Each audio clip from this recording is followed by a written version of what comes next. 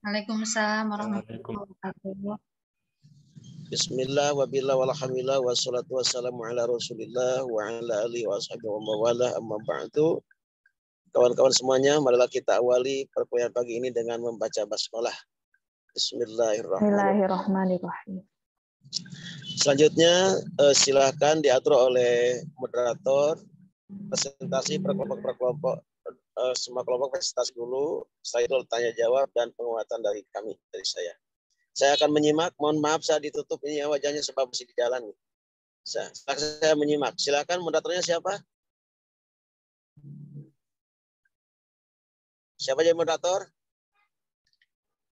Mungkin dari kelompok selanjutnya ada Teh Asti ya Teh, sama Pak Asep, boleh dibantu Pak? Oke, Pak Asep, Teh Asti lah. Silakan mulai saja ya, saya menyimak. Oke.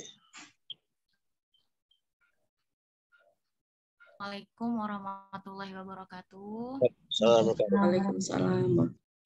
Semoga Pak Nandang dan teman-teman semua dalam keadaan sehat walafiat dan yang sedang sakit semoga segera diberikan kesehatan dan kesembuhan. Nah, hari ini kita untuk penampilan pertama yaitu ada kelompok 3 yang akan membahas mengenai teori rasional emotif behavior terapi. Di dalam kelompoknya ada Teh Sari, Bu Wiwik, dan Teh Vina Robiah. Nah, kepada kelompok 3 saya persilahkan untuk memulai presentasinya. Baik, Teh Astri, terima kasih. Bismillahirrahmanirrahim. Assalamualaikum warahmatullahi wabarakatuh. Pak Nandang dan teman-teman, mohon izin kami dari kelompok 3 akan membahas materi yaitu berkaitan dengan rasional emotif behavior therapy atau lebih sering kita kenal dengan istilah REBT. Di kelompok 3 ini ada saya, Wiwik Mujawati Hidayat, Teh Sari Nur Latifah, dan Teh Vina Robiah Adawiyah. Kita mulai saja. Next, Teh Sari. Oke, di pembahasan yang pertama akan disampaikan oleh saya yaitu mengenai konsep dasar REBT di mana terdiri dari sejarah dan perkembangan teori REBT-nya, kemudian bagaimana hakikat manusia berdasarkan konsep teori ini, kemudian dan bagaimana tujuan REBT dilaksanakan.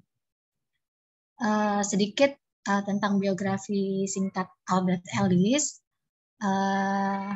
Ellis lahir pada tahun 1913 di Pittsburgh, Pennsylvania, dan dibesarkan di New York.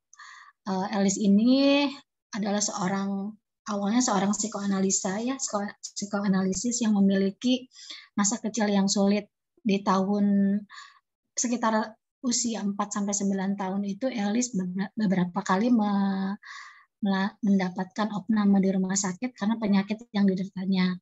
Kemudian ketika berumur 12 tahun juga kondisi keluarganya juga tidak harmonis gitu ya antara kedua orang tuanya, sehingga diceritakan bahwasanya sebetulnya Ellis ini ketika usia 12 tahun itu ya berpisah dengan keluarganya. Nah, di tahun 1934, Ellis ini meraih gelar administrasi bisnis dari City University dan memiliki ambisi besar menjadi seorang novelis. Kemudian di tahun 1943 itu Ellis mendapatkan gelar MA dari Columbia University pada bidang psikologi klinis. Dan di tahun 1947 dia meraih gelar doktor dari Columbia University. Next deh. Nah,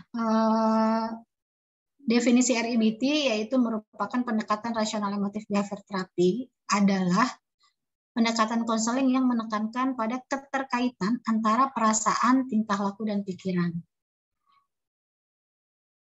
Next deh. Ya, ini mungkin sejarah perkembangan REBT di sini saya bagi menjadi 3 ya. Di tahun 1955 awalnya RIBT ini dinamakan oleh Ellis itu adalah rasional terapi. Ini berawal dari ketidakpuasan Ellis terhadap efektivitas psikoanalisa yang terlalu menekankan pada aspek masa lalu. Kemudian di tahun 1961,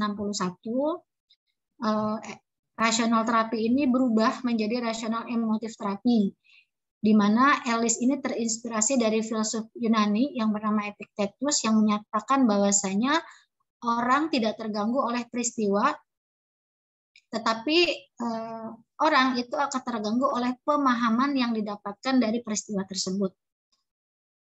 Kemudian di tahun 1993, Ellis merubah lagi rasional emotif terapi tadi menjadi RIBT, di mana dalam konseling ini klien harus berpikir, berperasaan, dan bertindak melawan pemikiran-pemikiran yang mengecewakan atau yang tidak mengenakan untuknya. Next step. Nah, menurut rasional emotif behavioral terapi ini, dalam memandang manusia pada dasarnya setiap orang atau setiap manusia itu memiliki kecenderungan untuk berpikir rasional dan irasional. Manusia memiliki kecenderungan untuk self-preservation, kebahagiaan, berpikir dan mengucapkan dengan kata-kata, mencintai, berkumpul dengan yang lain, tumbuh dan aktualisasi diri. Kemudian manusia juga memiliki kecenderungan untuk self-destruction, menghindari buah pikiran, prokrastinasi, memiliki kepercayaan di luar kenyataan, perfeksionis dan mencela diri sendiri, kurang bertoleransi, serta menghindari potensi aktualisasi diri. Jadi intinya manusia itu memiliki dua kecenderungan ya, berpikir rasional dan berpikir tidak rasional. Selanjutnya Teh.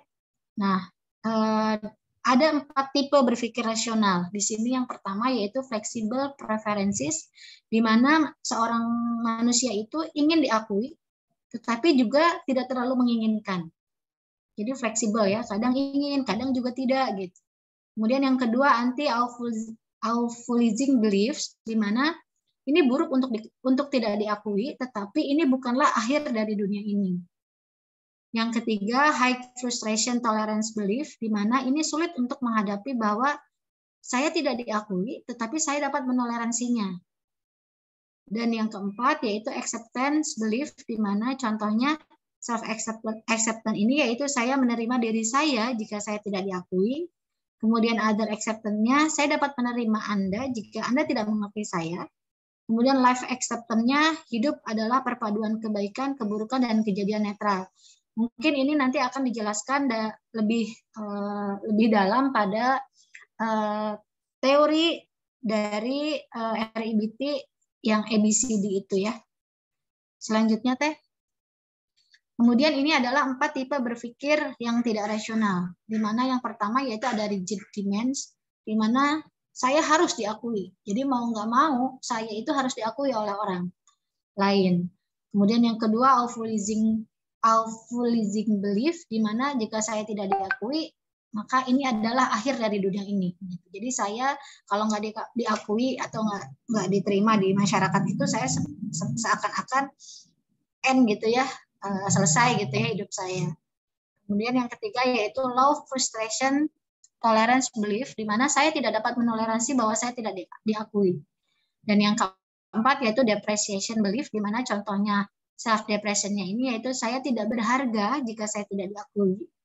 Kemudian ada depreciation-nya yaitu Anda mengerikan jika tidak mengakui saya. Kemudian life depreciation-nya hidup semuanya buruk jika saya tidak diakui. Selanjutnya Teh.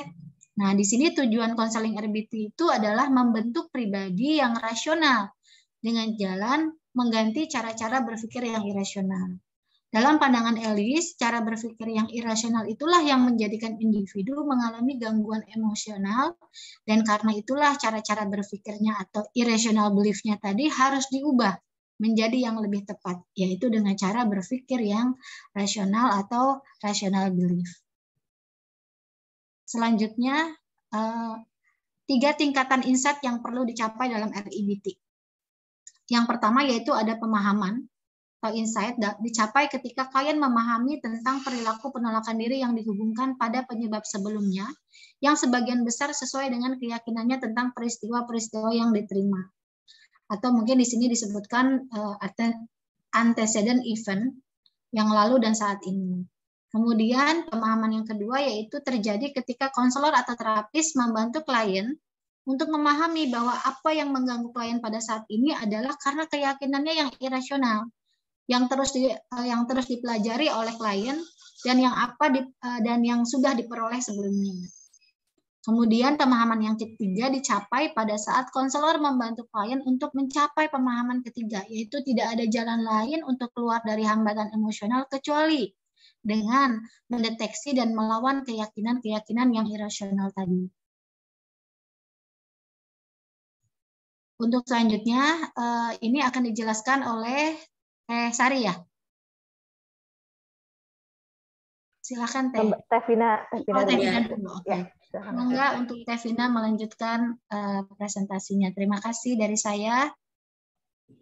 Assalamualaikum warahmatullahi wabarakatuh. Waalaikumsalam warahmatullahi. Terima kasih kepada Bu Wiwik sebagai presenter yang pertama. Selanjutnya akan dilanjutkan oleh Tevina ya mengenai teori ABC. Silahkan. Ya baik. Tevina. Ya, terima kasih Teh Astri sebagai moderator dan juga saya mohon izin untuk melanjutkan apa yang telah dipresentasikan oleh Bu Wiwik dari kelompok 3 mengenai rational emotive behavior therapy. Di sini saya akan menjelaskan mengenai teori ABC. Di mana tadi sebelumnya sudah disinggung ya sama Bu Wiwik bahwa dalam REBT ini Albert Ellis ini mengungkapkan sebuah teori yang dikenal dengan teori ABC.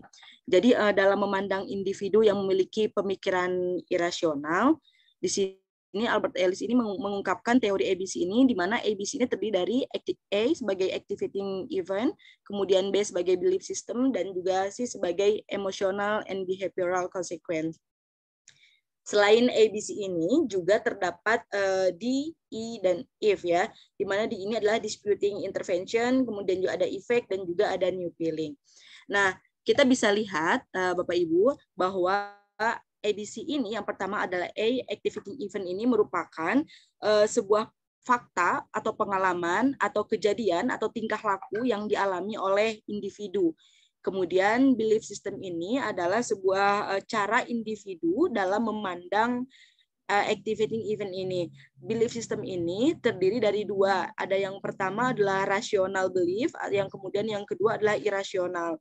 Tadi sudah disinggungnya sama Bu Wik apa itu bagaimana rasional dan juga kemudian irasional. Sedikit saya sampaikan lagi bahwa pemikiran yang rasional ini adalah pemikiran yang fleksibel, tidak ekstrim dan juga logik. Kemudian juga apabila yang berpikir irasional adalah pemikiran yang bersifatnya kaku dan ekstrim, kemudian juga tidak konsisten dan juga salah satunya adalah disfungsional dalam emosi. Selanjutnya adalah emosi atau emosi and behavioral consequence, di mana ini merupakan reaksi individu dalam memandang ini. Reaksinya ini bisa bersifat positif dan juga bisa bersifat negatif. Positif dan negatifnya ini adalah tergantung dari belief systemnya, bagaimana individu memandangnya. Jika yang terjadi adalah belief systemnya adalah rasional, maka emosi atau reaksi yang keluarnya itu adalah reaksi yang juga positif.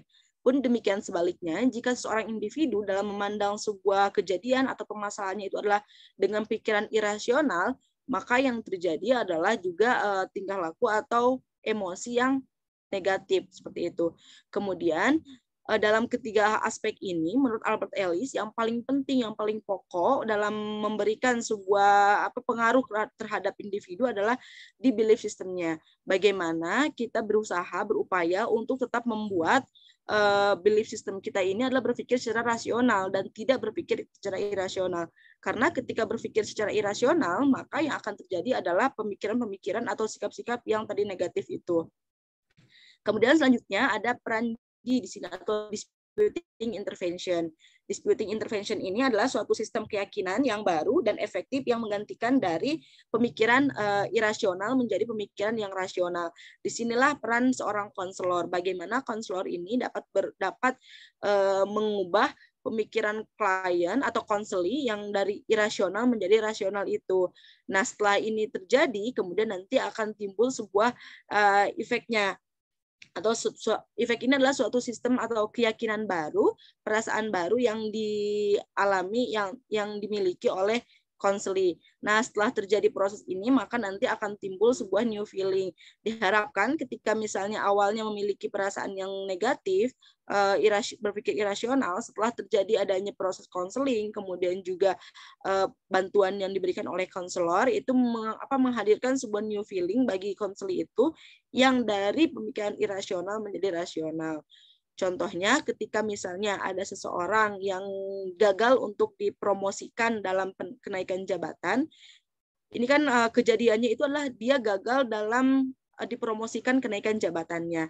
Nah, bagaimana seseorang itu memandang hal itu? Ketika misalnya memandangnya, oh saya gagal karena itu kesalahan diri saya misalnya. Ketika misalnya atasan tidak menyukai saya dan sebagainya. Tentu itu adalah sebuah pemikiran yang irasional yang nantinya akan mungkin menimbulkan emosi-emosi yang negatif. Dia merasa menjadi terpuruk, kemudian depresi dan sebagainya.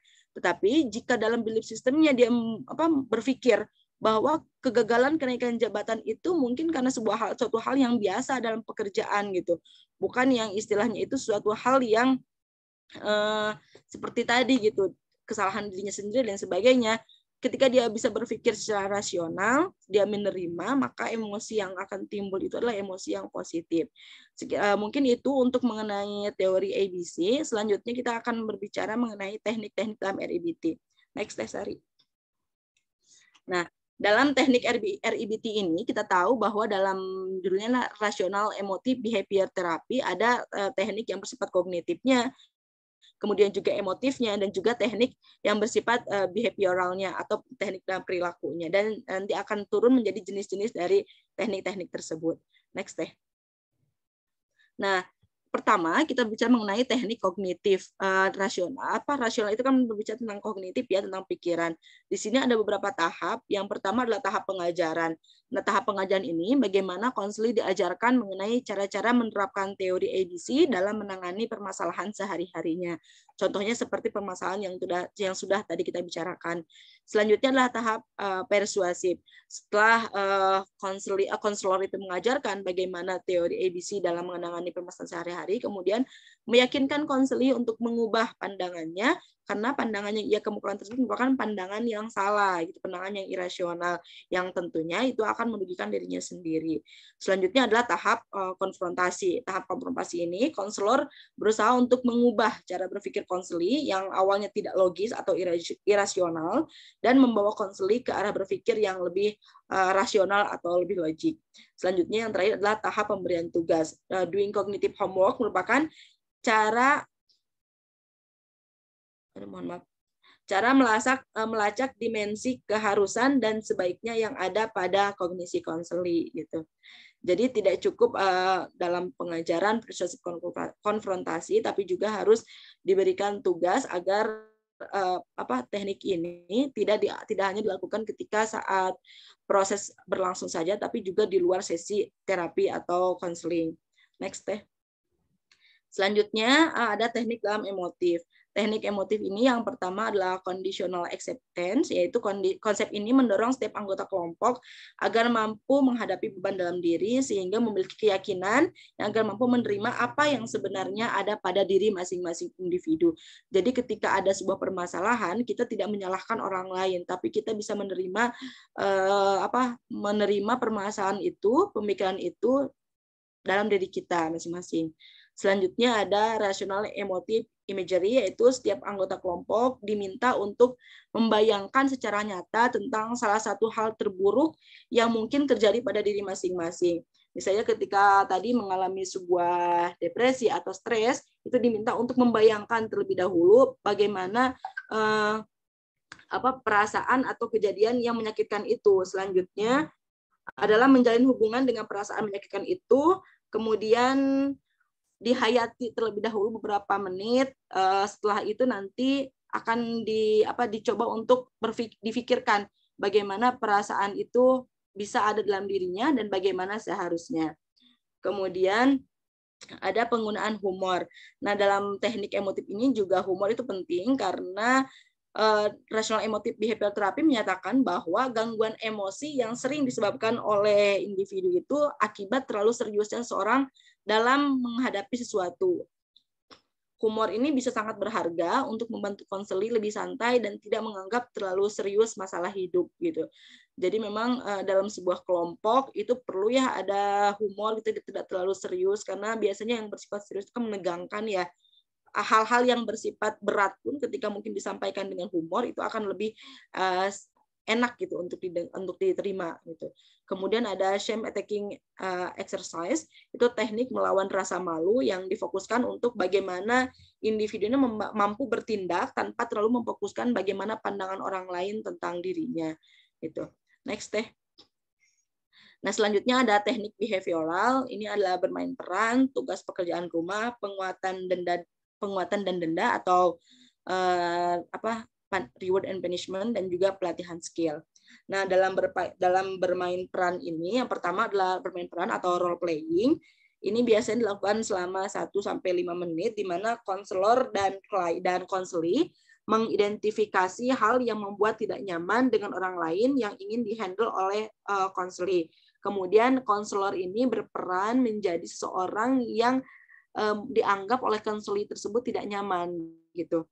Nah, ketika sudah konselor ini berperan sebagai orang yang ingin dihandle oleh konseli itu, kemudian nanti konseli bisa merasakan bagaimana gitu perasaan-perasaan yang muncul saat peran itu dilaksanakan.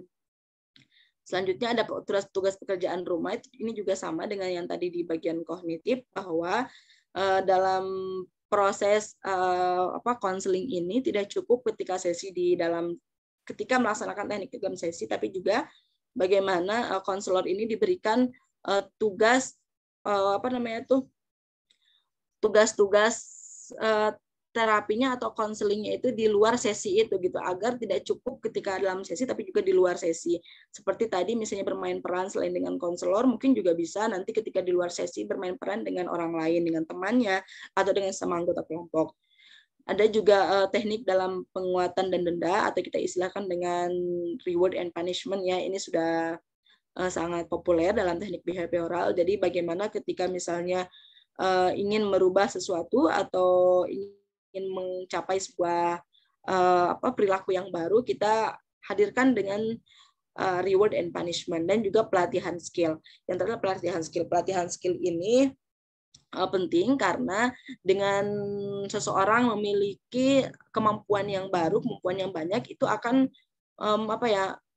akan menghadirkan sebuah kepercayaan diri. Jadi bagi orang yang awalnya memiliki permasalahan dan dalam ketidakpercayaan diri, kemudian dengan memperbanyak skill yang dia bisa gitu kan, kemampuan yang dimiliki, itu akan merubah dari perasaan tidak percaya diri menjadi percaya diri. Ya, next deh. Ya, barangkali itu saja yang dapat saya sampaikan, Bapak Ibu Akang Teteh, mengenai teori dan juga tekniknya. Selanjutnya akan disampaikan oleh Teh Sahri Nur Latifah. Mangga Teteh. Baik, terima kasih Teh Vina, Bu Wiwik yang telah mengawali presentasi kita. Mohon izin Bapak Ibu, saya melanjutkan pembahasan terakhir tentang peran fungsi dari konselor, kemudian nanti masuk ke prosedurnya seperti apa, dan terakhir diakhiri dengan evaluasi kelebihan, kekurangan, dan keunggulan RIBT diterapkan di dalam kelompok seperti apa. Nah, tadi kan sudah banyak dijelaskan terkait bagaimana gambaran teknik-teknik itu dilaksanakan, kemudian prinsip dan asumsi RIBT itu dilakukan.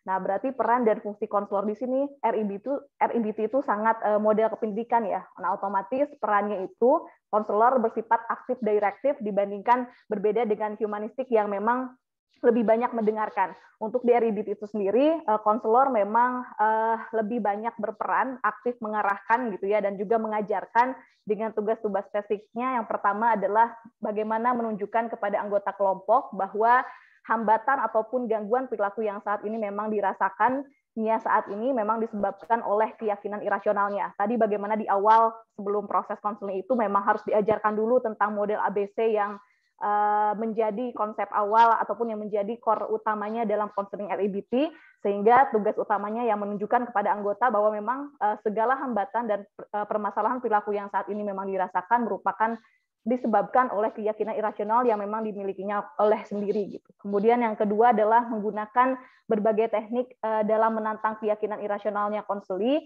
Tadi sudah dijelaskan karena REBT ini merupakan tekniknya itu eklektik. Jadi memang ada behavioristiknya, dari psikoanalisisnya juga tadi ada ya bagaimana rational imagine kita membayangkan kejadian-kejadian yang memang di masa lalu yang mungkin mempengaruhi permasalahannya saat ini, kemudian behaviornya juga ada, jadi memang eklektik dan bahkan pendekatannya itu sistemnya itu berintegrasi dengan pendekatan-pendekatan yang lainnya. Jadi behavior ada, psikoanalisis ada, jadi memang ini sangat integratif dan juga tekniknya eklektik istilahnya dalam menangani sebuah permasalahan yang ada. Nah, ini biasanya berperan di tahap pertengahan dan ketiga adalah mengajarkan anggota cara tentang asumsi rational belief dalam mengajari cara memahami dan mengubah diri. Ini ditunjukkan dengan penerapan berbagai teknik yang telah tadi dijelaskan oleh Tevina, sehingga tujuan akhirnya peran konselor dan fungsi konselor itu adalah membantu para anggota kelompok untuk menginternalisasikan filosofi kehidupan yang rasional, sebagaimana tujuan dari konseling REBT yang tadi sudah dijelaskan oleh Bu Wiwik, pada akhirnya ialah bertujuan untuk supaya konseling itu menginternalisasi filosofi kehidupan yang lebih rasional dibandingkan dengan keyakinan irasional pada saat konseling datang untuk masuk ke tahap ataupun proses konseling. Kurang lebih seperti itu. Nah, selanjutnya ada langkah-langkah prosedur pelaksanaan konseling REBT. Pada dasarnya sama dengan untuk tahapan secara generalnya ya, pasti sama, ada awalan, pertengahan, dan juga akhir. Namun yang membedakan untuk di awalan itu pasti semua sesi konseling di awal adalah diajarkan untuk membangun aliansi kerja ataupun raport yang baik. Pada tahap ini bisa dieksplorasi terkait dengan alasan konseli datang untuk mengikuti konseling gitu ya, termasuk juga para anggota mengungkapkan satu persatu alasan mereka untuk ikut konseling, kemudian mengeksplorasi juga harapannya seperti apa, dan juga pengalaman para anggota sebelumnya pada sesi konseling yang mungkin pernah diikutinya, dan di sini juga diluruskan kembali mungkin asumsi yang negatif ataupun salah tentang proses konseling itu seperti apa, dan tujuan utamanya di dalam tahap ini adalah mendorong anggota untuk mengemukakan apa yang menjadi kekhawatiran ataupun menjadi permasalahannya satu-satu. Jadi setiap anggota nanti diberikan kesempatan untuk memberikan permasalahannya apa, nanti disepakati permasalahan apa nih, otomatis banyak sekali ya list permasalahannya gitu, nanti disepakati yang mana yang akan dibahas terlebih dahulu, seperti itu. Dan juga di dalam tahap ini juga di asesmen awal, biasanya para konselor REBT menggunakan form yang berisi untuk, ada contohnya tuh kuesioner untuk mengidentifikasi gaya ataupun preferensi konseling yang memang diminati para anggotanya seperti apa. Nah, ini penting karena akan berpengaruh pada keefektifan sesi konseling selanjutnya. Sehingga nanti goalnya, tujuan utamanya adalah menentukan problem mana yang akan kita analisis terlebih dahulu. Kemudian masih di tahap awal, mungkin ini bisa berlangsung 1 sampai dengan 3 sesi untuk di tahap awalan, selain tadi membangun raport yang baik, para anggota juga secara emosional terbangun sebagai suatu kelompok, mengajarkan teori ABC REBT, yang mungkin nanti bisa dibantu, tadi sudah dijelaskan banyak oleh Tevina, bahkan nanti konselor REBT itu membantunya dengan membagikan form yang seperti yang tertera di layar rekan-rekan. Jadi nanti bagaimana setiap orang bisa mengidentifikasi mana yang menjadi activating event-nya, mana yang menjadi konsekuensi dari activating event yang memang awalnya dipersepsi bahwa itu yang disebabkan oleh kejadian yang sebelumnya, sehingga akhirnya para konseli di sini, para anggota bisa mengidentifikasi, oh ternyata adalah irrational belief yang menyebabkan C, bukan dari C penyebab A gitu ya. Jadi bisa sampai diidentifikasi dan dipisahkan mana irrational belief, kemudian bagaimana proses disputing, konfrontasi dan sebagainya, hingga akhirnya mereka menghasilkan gitu ya, efektif new philosophisnya seperti apa. Nah, ini beberapa contohnya, nanti bisa diidentifikasi setelah para konseli paham betul bagaimana teori ABCD itu. Nah, nanti salah satu contoh homework assignment juga nanti bisa nanti di rumah silakan untuk diidentifikasi, banyak sekali pikiran irasional yang mungkin kita pegang sehingga menyebabkan kesulitan dalam hidup kita. Nanti para konseli dibagikan satu-satu dan diminta untuk mengidentifikasi tentang tadi ya keyakinan irasionalnya. Kemudian di tahap pertengahan pada dasarnya di tahap pertengahan ini, karena konseling sudah diajarkan bagaimana tentang asumsi dasar teori LGBT dan juga bahkan ABCD gitu ya, maka di tahap ini sudah selayaknya para anggota kelompok juga sudah punya pengajaran dan juga pembelajaran tentang bagaimana cara mempertentangkan keyakinan irasional ini. Kurang lebih sih isinya adalah penerapan berbagai teknik REBT sesuai dengan permasalahan yang diangkat oleh anggota kelompok, dan lebih banyak masuk pada tahap dispute, jadi menyerang terhadap keyakinan irasional untuk membuktikan bahwa sebetulnya tidak betul gitu ya keyakinan irasional tersebut, sehingga menyebabkan kesulitan dalam hidupnya. Nah, ada beberapa isu yang memang ada di tahap ini. Yang pertama, kadangkala para anggota kelompok mungkin karena problem satu akan sangat menyangkut ke problem yang lainnya, mengangkat masalah lain yang di luar dari yang disepakati gitu. Nah, pada dasarnya sih boleh saja apabila isu yang diangkat itu adalah isu kritis ya, sehingga yang menyebabkan apabila tidak ditindaklanjuti segera maka akan berpengaruh pada efektivitas konseling, maka boleh diangkat kembali, tetapi nanti diarahkan lagi untuk menyepakati kembali ke fokus permasalahan awal. Kemudian isu lain adalah kadangkala masalah-masalah yang dialami saat ini, misalnya konseling itu mengemukakan saya sulit berbicara di depan orang banyak, kemudian takut ketika mengungkapkan pendapat bersama atasan misalnya, kemudian takut juga untuk bisa berbicara dengan lawan jenis.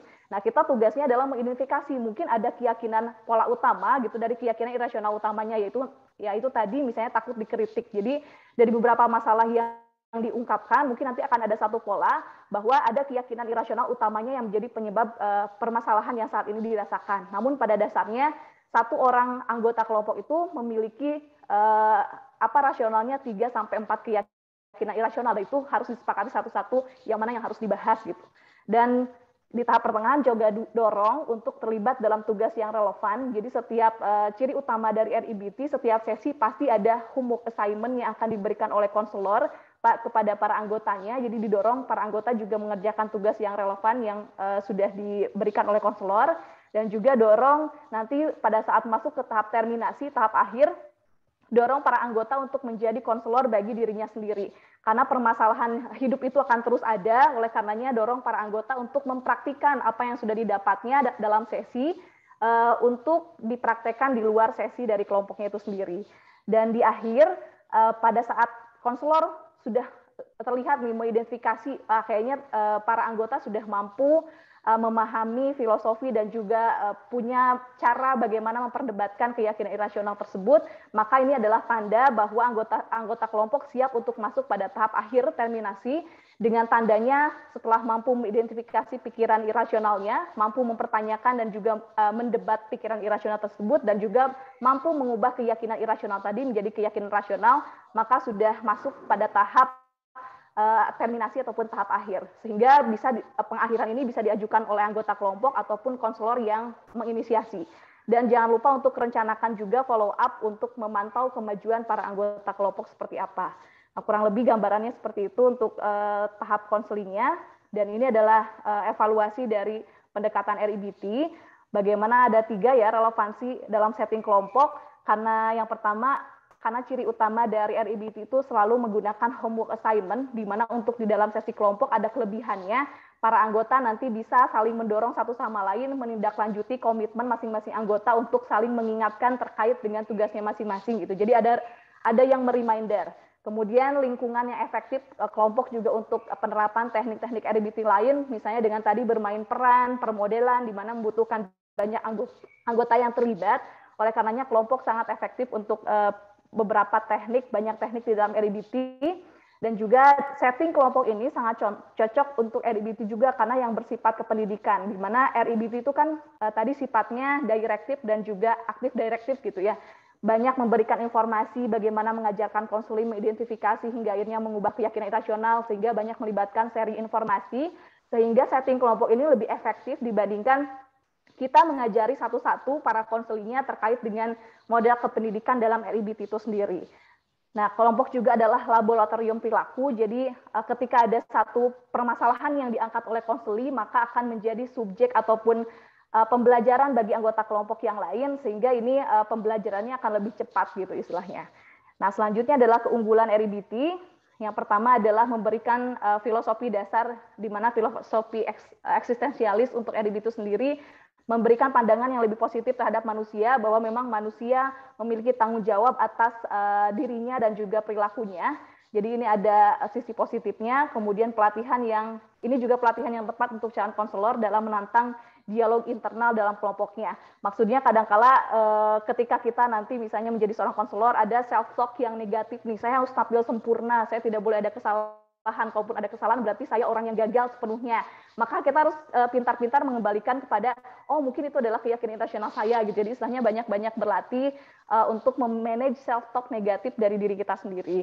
Nah, di sini ada keterbatasan RIBT juga, karena RIBT ini adalah model yang konfrontatif juga untuk mengubah perilaku konseli, maka memang harus sangat berhati-hati di dalam menggunakan bahasa, kemudian penggunaan tata bahasa dan sebagainya, sehingga nanti dikhawatirkan jika tidak berhati-hati kesannya seperti memaksakan keyakinan-keyakinan dari konselornya terhadap konseli gitu. Jadi karena banyak konfrontatifnya, nah ini harus berhati-hati juga dalam penggunaan bahasa sehingga tidak terkesan bahwa kita memang memaksakan apa keyakinan-keyakinan konselor terhadap konselinya.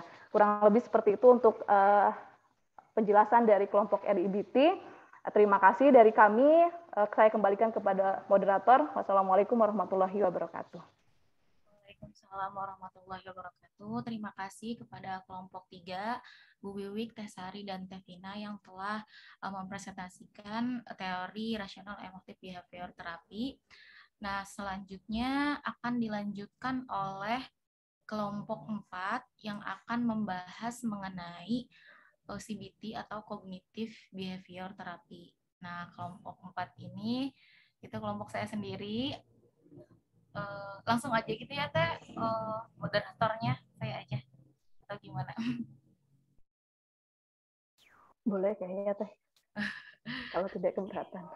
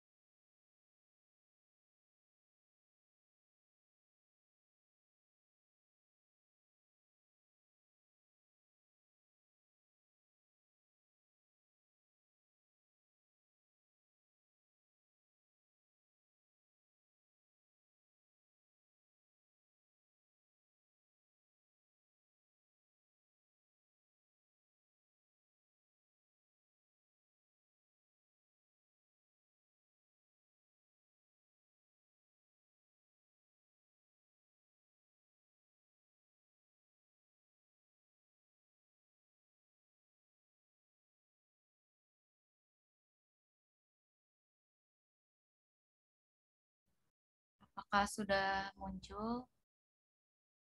Sudah Teh. Sudah Teh. Oke.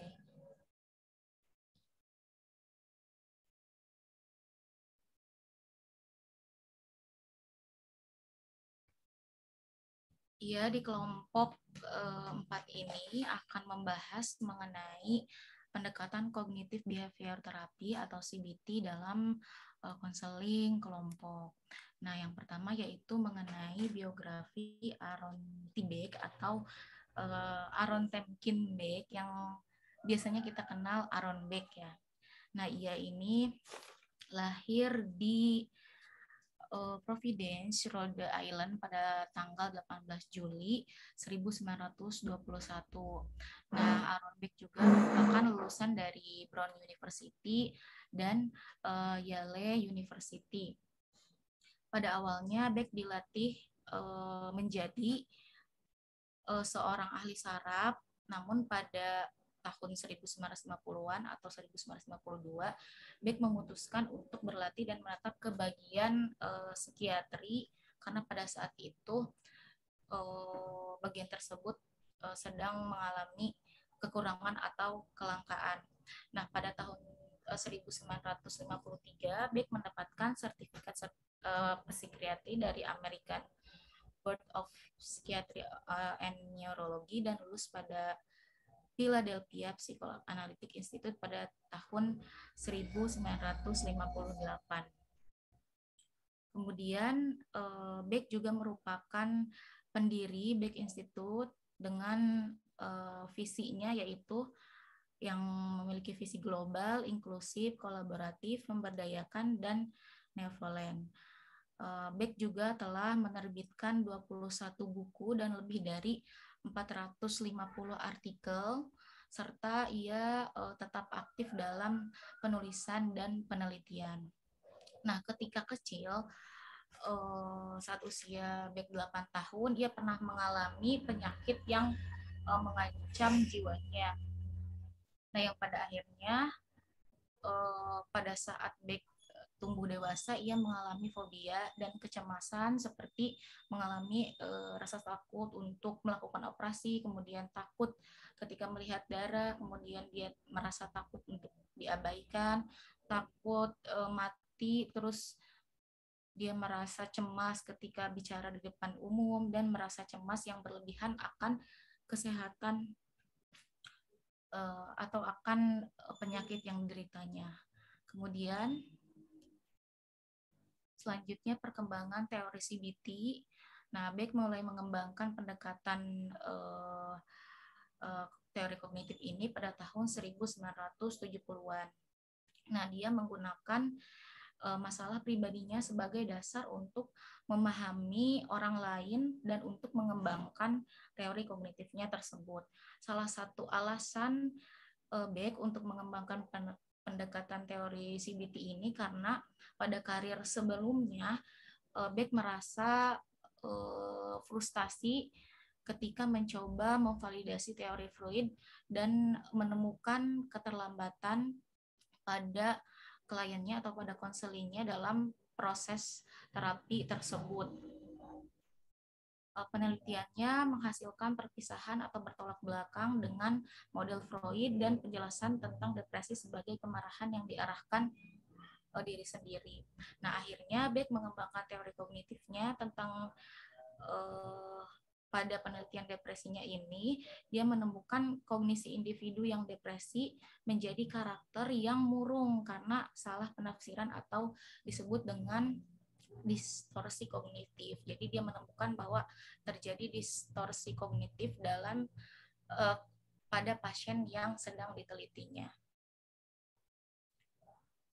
Selanjutnya, asumsi terhadap manusia. Nah, pandangan Beck terhadap manusia bahwa cara manusia merasa dan berperilaku itu ditentukan oleh bagaimana mereka memandang dan menstruktur pengalaman menstruktur, bahwa cara merasa dan berperilaku ditentukan oleh bagaimana mereka memandang dan menstruktur bagaimana pengalaman mereka.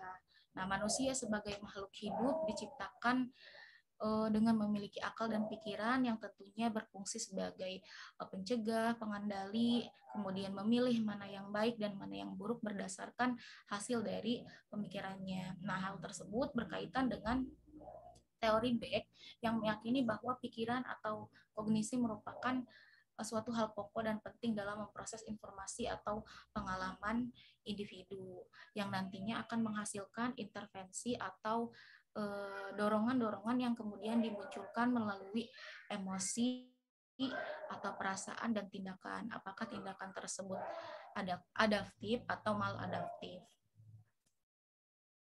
Nah, selanjutnya yaitu asumsi terhadap perspektif teori. Salah satu komponen penting dari proses terapi memandang bahwa salah satu asumsi terhadap perspektif teori memandang bahwa salah satu komponen penting dari proses terapi atau konseling CBT adalah pendidikan. Seperti yang diungkapkan dalam buku Corey, Theory dan Practice of Group Counseling, bahwa sebagian besar perilaku, kognisi, dan emosi yang bermasalah telah dipelajari dan dapat dimodifikasi menjadi perilaku baru yang dihasilkan dari pendidikan atau pembelajaran tersebut. Nah, dalam pendidikan ini, mengapa pendidikan dalam teori CBT ini, mengapa pendidikan merupakan suatu komponen yang penting dari proses konseling? Dikarenakan pada pelaksanaan konseling, setiap anggota kelompok terlibat aktif dalam proses belajar mengajar dan diajarkan bagaimana cara mereka mengembangkan perspektif baru tentang cara belajar itu sendiri, sehingga nantinya konseli tersebut didorong untuk mencoba berperilaku, kemudian mengkognisi dan emosi yang lebih efektif. Nah, CBT juga mengasumsikan bahwa perubahan perilaku bukan hanya dengan cara memahaminya, namun yang paling efektif ialah dengan melakukan sebuah konseptualisasi sebagai orientasi umum pada praktik dengan berdasarkan pada pendekatan eksperimen. Jadi CBT ini menganggap bahwa untuk mengubah perilaku seseorang itu membutuhkan, tidak hanya membutuhkan pemahaman diri, tapi juga dibutuhkan praktik melalui proses eksperimen gitu. Selanjutnya yaitu konsep pokok Matson dan Olendi dalam Rusmana mengungkapkan bahwa CBT merupakan perpaduan pendekatan dalam psikoterapi, yaitu antara kognitif terapi dan behavior terapi. Para ahli National Association of Cognitive Behavior Therapy mengungkapkan bahwa CBT adalah suatu pendekatan psikoterapi yang menekankan peran pentingnya berpikir mengenai cara merasakan dan memahami hal yang dilakukan. Nah, terapi CBT juga didasarkan pada konsep restrukturisasi pikiran dan perilaku negatif, kemudian memfasilitasi individu agar terlibat dalam aktivitas dan berpartisipasi dalam training untuk diri dengan cara membuat keputusan, penguatan diri, dan strategi lain yang mengacu pada self-regulation. Nah, terapi CBT ini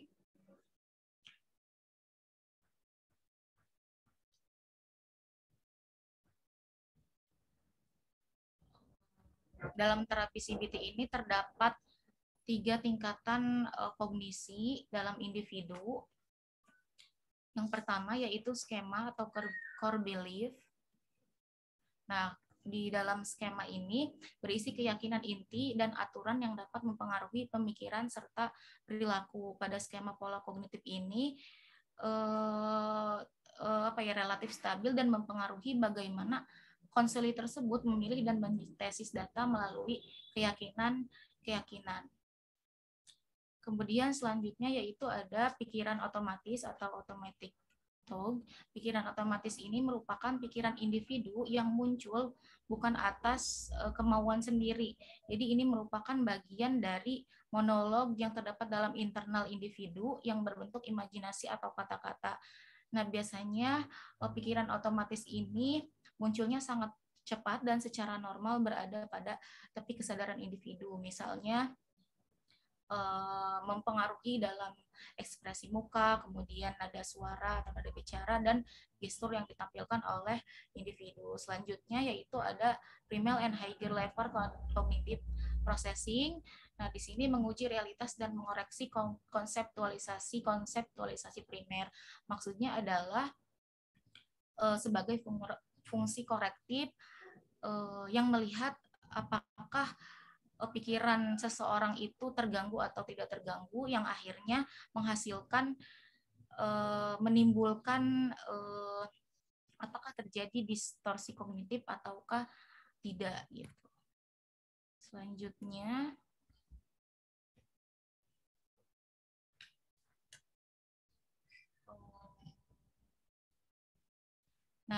yaitu bahwa teori Beck juga meyakini dalam pola pemikiran manusia atau pola pemikiran individu itu terbentuk melalui proses rangkaian SKR atau stimulus, kognisi, dan respon. Nah, ketiganya ini saling berkaitan dan membentuk sistem jaringan di dalam otak manusia yang kemudian menjadi faktor penentu dalam menjelaskan bagaimana si individu tersebut berpikir, merasa, dan bertindak. Nah, akhirnya dengan melakukan modifikasi fungsi berpikir, merasa, bertindak dengan cara menekan otak sebagai penganalisa, pengambil keputusan, kemudian bertanya, dan memutuskan kembali. Pada aspek perilakunya diarahkan untuk membangun hubungan yang baik antara situasi masalah dengan kebiasaan mereaksi masalah. Dalam metode SKR ini, stimulus kognisi respon ini, si konseli dapat menyesuaikan kebiasaan-kebiasaan untuk mereaksi masalah gitu, apakah konteksnya negatif atau positif. Selanjutnya yaitu tujuan dari konseling CBT. Yang pertama yaitu menentang pikiran dan emosi yang salah. Nah, pada tahap ini, pada CBT ini tujuannya yaitu mengajak individu menentang pikiran dan emosi yang salah dengan cara menampilkan bukti-bukti yang bertentangan dengan keyakinan yang mereka yakini terhadap masalah yang sedang mereka hadapi. Kemudian individu juga diajak untuk melakukan beberapa hal. Nah, diantaranya yaitu belajar mengubah perilaku, kemudian menenangkan pikiran dan fisik sehingga dia merasa lebih baik. Dan selanjutnya, yang pada akhirnya kembali pada konsep pokok dari teori CBT itu sendiri yang mendasari, yaitu diharapkan bahwa anggota kelompok atau konseli dapat membantu dirinya sendiri dan anggota kelompok dalam menyelaraskan bagaimana cara mereka dalam berpikir, merasa, dan bertindak. Seperti itu. Nah, selanjutnya ada karakteristik CBT yang akan dijelaskan oleh Pak Asep Mimbar. Ada Pak Asep, disilahkan. Baik, terima kasih Astri. Dapat terdengar suaranya? Jelas, Pak. Ya, Astri, punten mungkin share screen-nya dari saya ini. Mohon yang Astri untuk itu dulu. Ya, terima kasih. Iya Pak, silakan.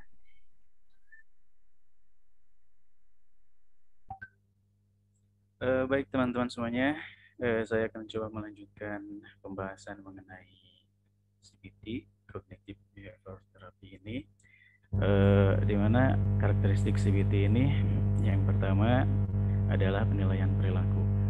Dalam penilaian perilaku ini diharapkan untuk bisa mendapatkan informasi yang akan memandu terapis ataupun konselor dalam pengembangan rencana perawatan spesifik untuk di tahap-tahap selanjutnya. Kemudian untuk keduanya, tujuan konseling di sini konselor bisa memberikan pemahaman dan juga pengertian kepada konseli apa tujuan yang akan dicapai, yaitu bahwasanya dalam CBT ini tujuannya itu adalah adanya perubahan yang spesifik baik dari kognitif maupun behavior atau perilaku. Kemudian yang ketiga ada rencana treatment. Setelah adanya penilaian perilaku yang di dalamnya mungkin di sana akan ada assessment dan kemudian juga tujuan konseling sudah ditetapkan.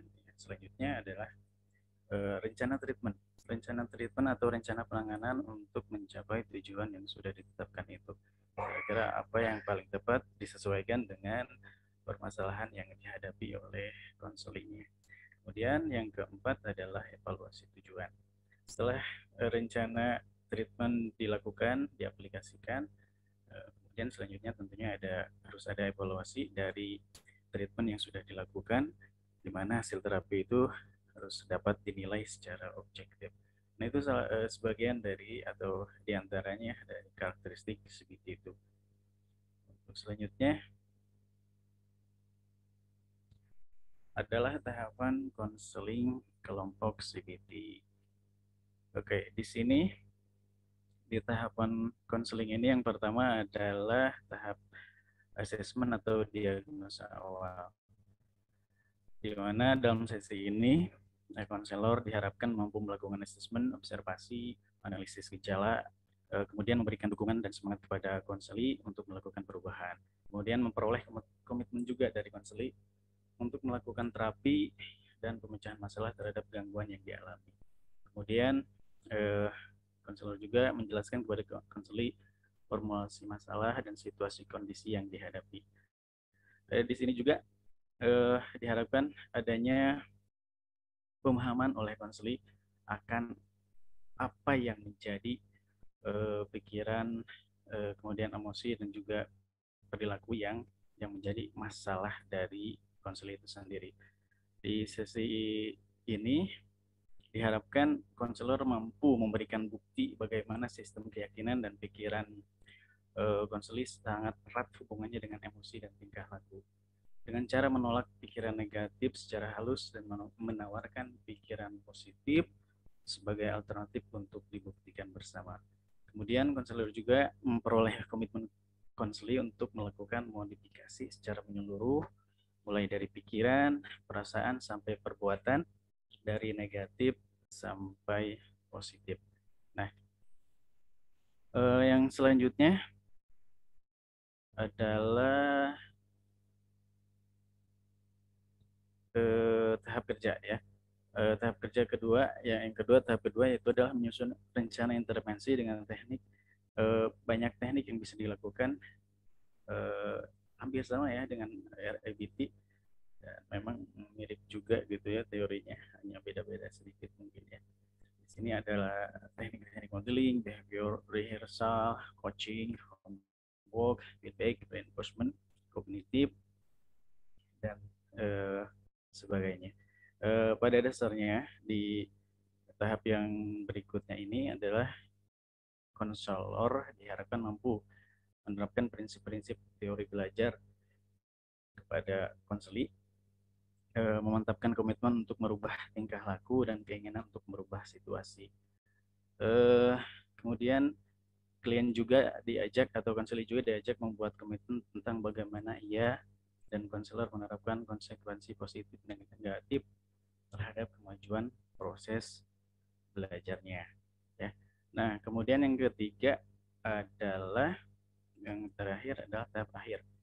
Tahap di mana formulasi status, fokus terapi, dan intervensi tingkah laku lanjutan.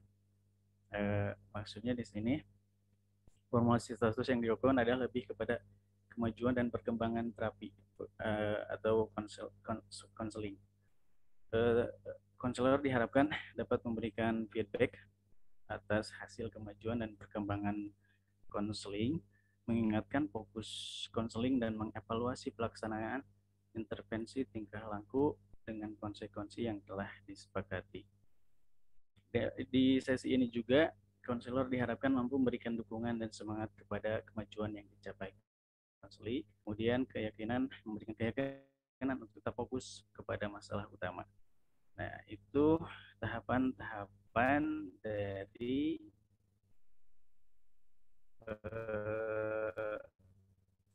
konseling kelompok CBT. Nah, selanjutnya ada beberapa kelebihan dari konseling kelompok ini.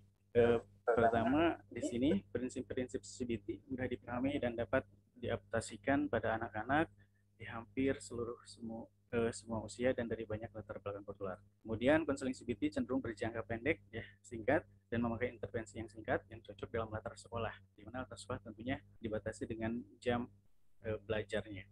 Kemudian konsep-konsep yang mudah diajarkan dapat diterjemahkan untuk memperoleh keterampilan hidup.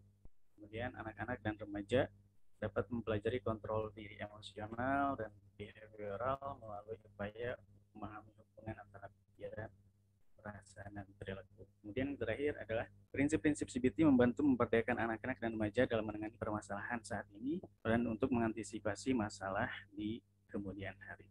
Mungkin itu pemaparan dari saya kembalikan kepada moderator. Terima kasih.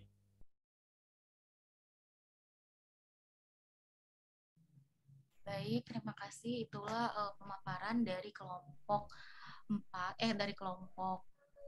4 mengenai teori kognitif behavior terapi, dan yang terakhir akan dilanjutkan oleh kelompok 5, yaitu ada Teh Ananda dan Teh Nengsi ya, untuk melakukan presentasi. Kepada kelompok 5 disilahkan. Bismillahirrahmanirrahim. Assalamualaikum warahmatullahi wabarakatuh. Terima kasih sebelumnya waktunya Teh Astri. Baik, mohon izin share screen dulu.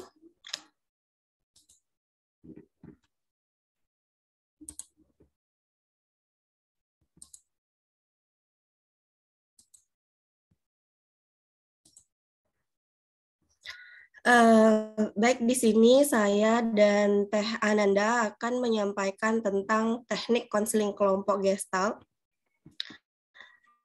Introduction, terapi Gestalt ini digagas dan dikembangkan oleh Frederick Post atau Fred Post dan istrinya Laura pada tahun 1940-an. Nah, Post ini sendiri lahir di Berlin, Jerman pada tahun 1893 dan meninggal dunia pada tahun 1970.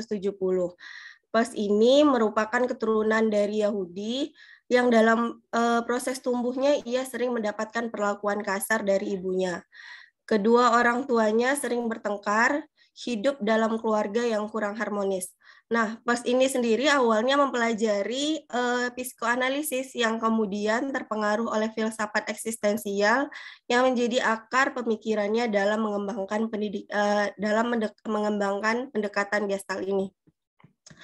Terapi Gestalt ini menggunakan pendekatan eksistensial dan fenomenologis, di mana pendekatan eksistensial ini berdasarkan pada hear and know dan juga premis bahwa orang harus mencari sendiri jalan hidupnya dan mau menerima jika ingin mencapai kedewasaan. Dan pendekatan fenomenologis ini karena Gestalt menekankan pada bagaimana kita melihat dunia, bagaimana kita berkontribusi untuk menciptakan pengalaman kita dan juga bagaimana kita mengatur dunia kita dan diri kita sendiri. Nah, selanjutnya itu pada tahun 1950-an dan awal 1960-an, Post mencurahkan sebagian besar waktunya untuk mengadakan workshop teknik Gestalt yang pada saat itu diterapkan pada terapi individu atau pribadi. Selanjutnya, Post sering menggunakan teknik kursi kosong yang dicetuskan oleh J.L. Moreno.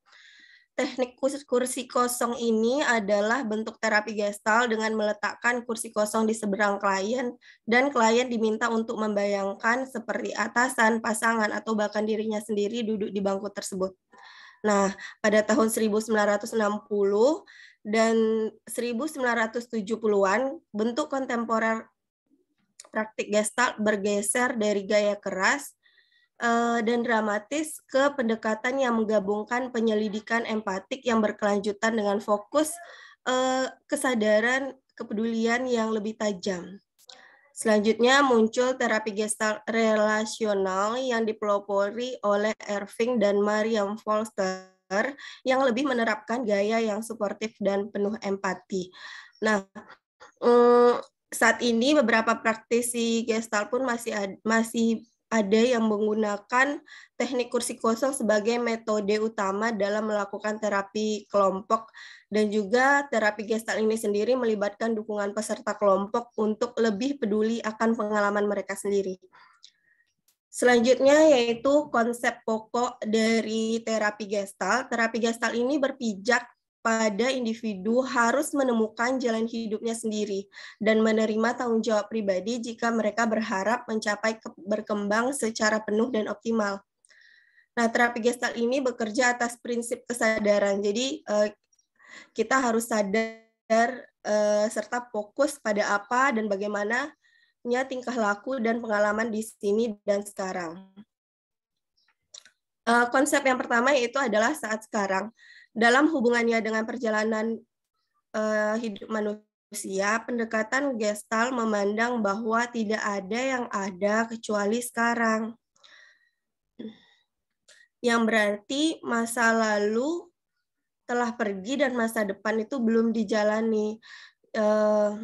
Oleh karena itu, yang menentukan segala permasalahan yang dialami oleh manusia adalah masa sekarang atau here and now.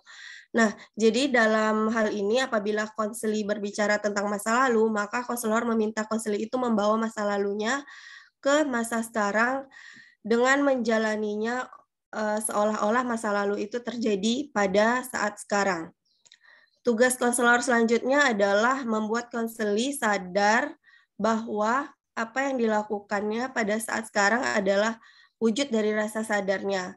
Berkaitan dengan dimensi kesadaran, plus membagi 3 dimensi kesadaran, yaitu yang pertama inner zone atau dimensi kesadaran luar.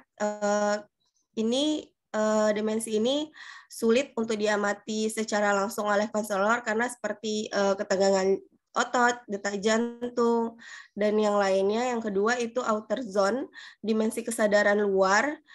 Dimensi kesadaran luar ini berhubungan dengan kontak dan interaksi konseli dengan dunia luarnya seperti keseharian konseli, tindakan, cara berbicara, dan gaya interaksi konseli. Yang ketiga yaitu middle zone, dimensi kesadaran pertengahan, dimensi yang dapat memberikan makna, arti, dan kesimpulan terhadap dimensi inner dan outer konseli.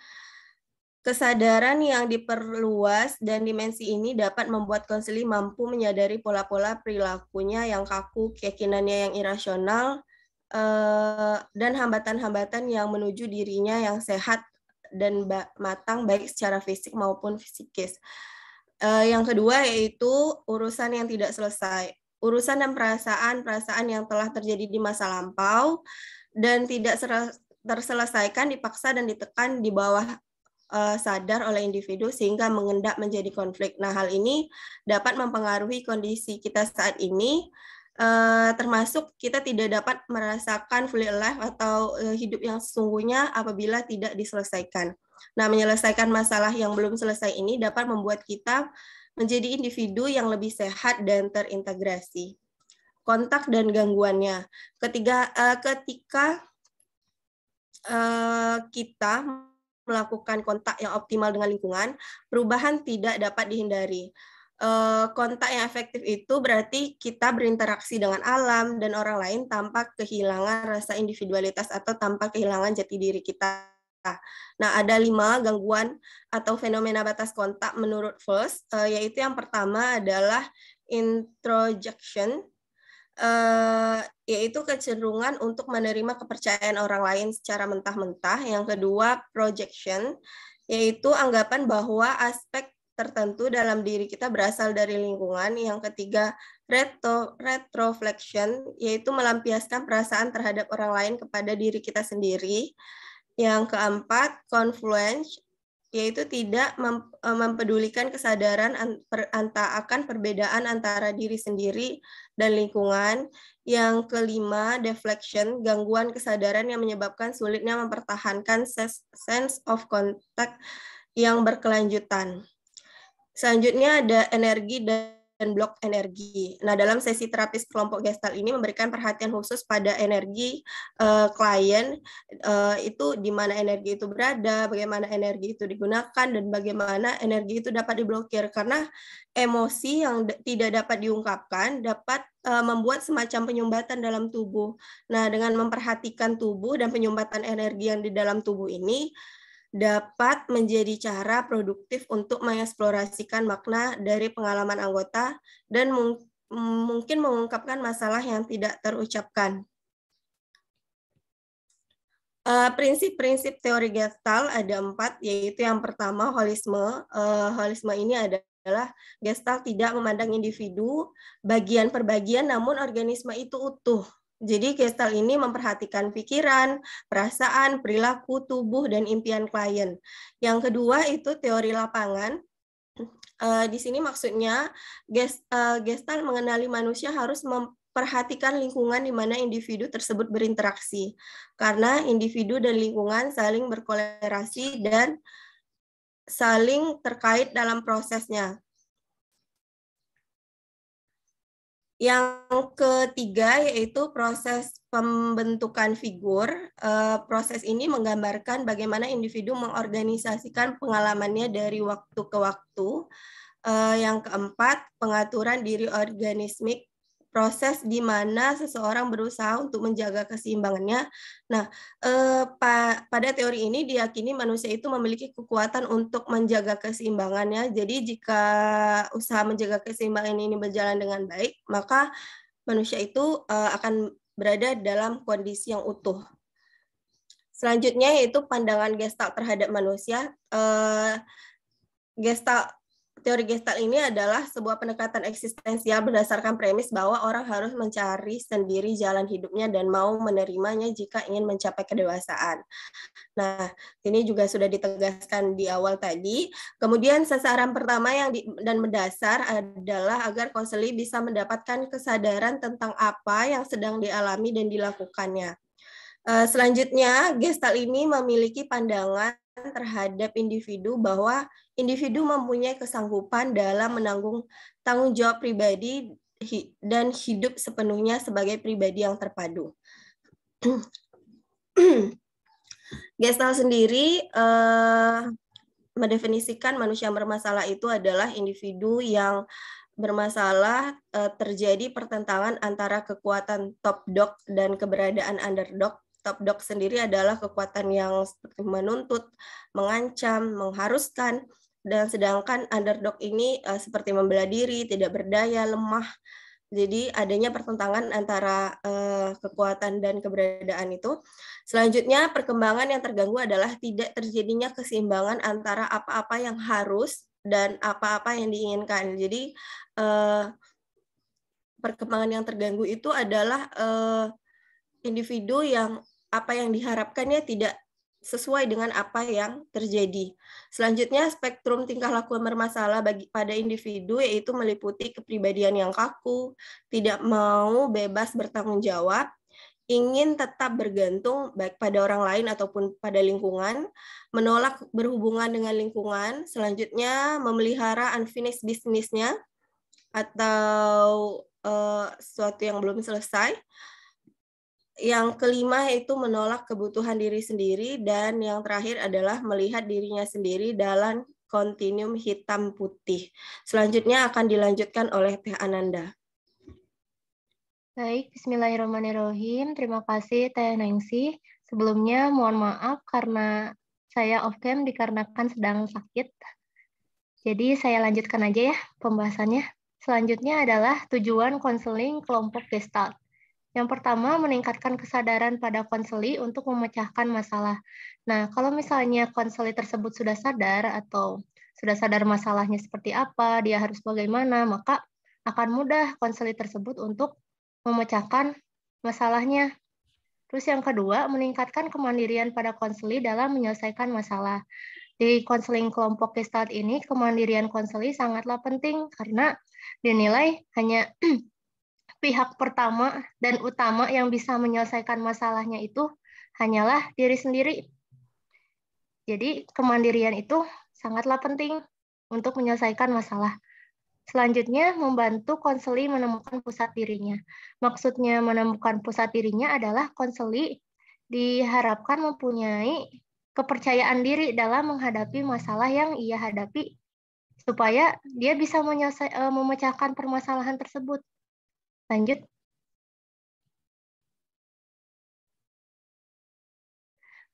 Fungsi dan peran konselor. Fungsi dan peran terapis, fokus pendekatan konseling Gestalt adalah terletak bagaimana keadaan konseli sekarang serta hambatan-hambatan apa yang muncul dalam kesadarannya.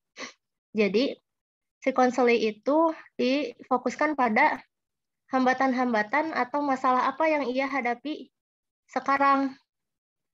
Oleh karena itu, tugas konselor adalah mendorong konseli untuk dapat melihat kenyataan yang ada pada dirinya serta mau mencoba menghadapinya.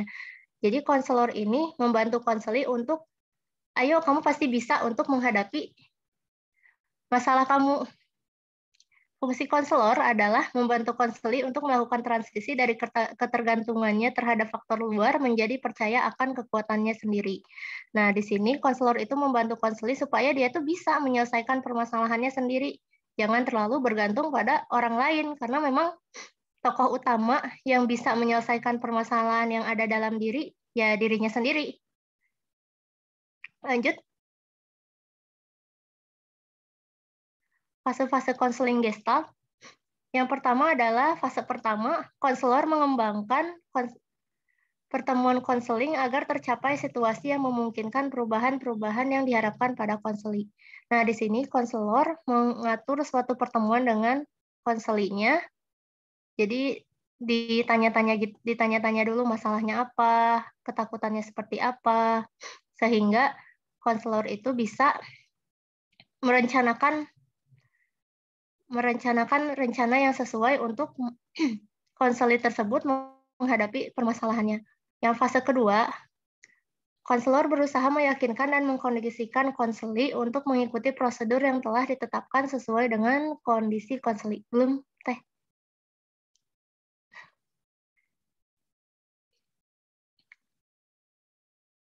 Setelah tadi fase pertama diatur pertemuan dengan konseli, selanjutnya konselor itu meyakinkan konseli kalau misalnya konseli itu pasti bisa menyelesaikan permasalahannya.